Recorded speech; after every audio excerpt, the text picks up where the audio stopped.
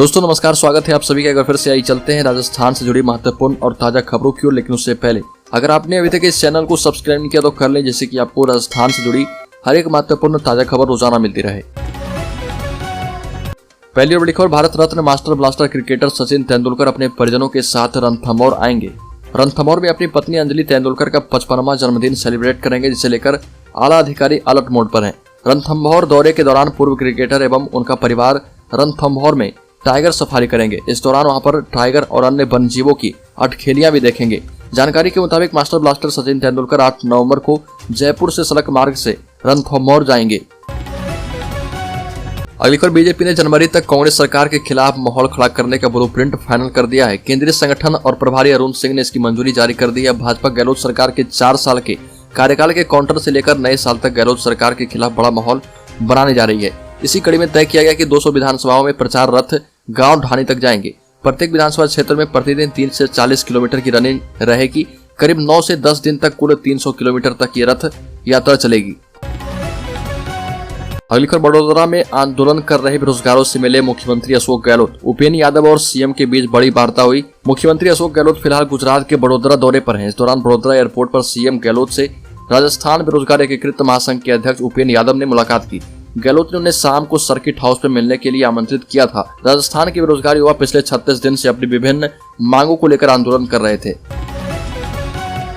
अगली खबर, राजस्थान में मिशनरियों के टारगेट पर है 3 लाख लोग। घूम घूम कर मूर्ति पूजा का हो रहा दुष्प्रचार। रिपोर्ट के मुताबिक राजस्थान में भी हिंदुओं के धर्मांतरण की साजिश बड़े पैमाने पर की जा रही है।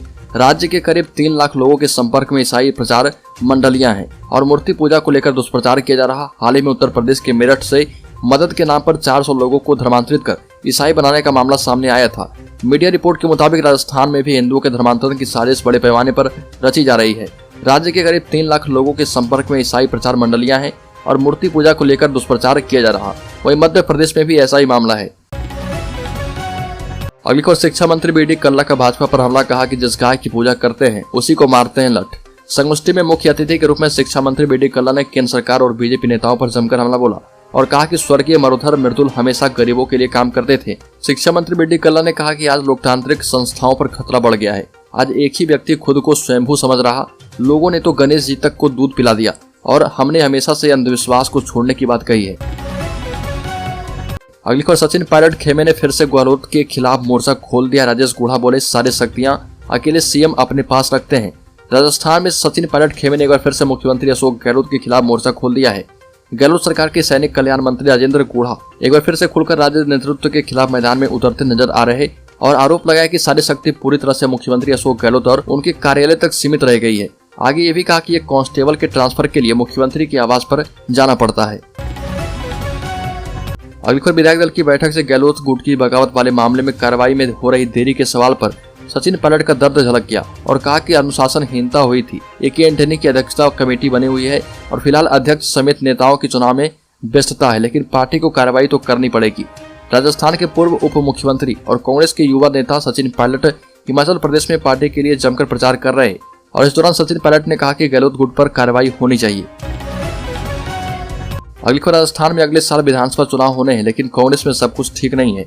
एक तरफ तो जहां मुख्यमंत्री अशोक गहलोत और पूर्व उप मुख्यमंत्री सचिन पायलट के बीच खींचतान चल रही है, वहीं दूसरी तरफ मंत्रियों ने अपने अधिकारों की मांग को लेकर सीएम गहलोत के खिलाफ मोर्चा खोल दिया है। राज्य मंत्री राजेंद्र गुढ़ा ने मीडिया से बात करते हुए कहा कि प्रदेश में पूरी कमान सीएम गहलोत के पास मौजूद है। पावर पूरी तरह से केंद्रित हो चुका है। ये भी कहा कि पुलिस महानिदेशक की नियुक्ति करने वाले से लेकर कांस्टेबल का तबादला मुख्यमंत्री आवास पर होता है। अगली खबर, राजस्थान के जोधपुर में ट्यूबवेल से पानी लेने पर 46 वर्षीय आदिवासी व्यक्ति की पीट कर हत्या कर दी गई।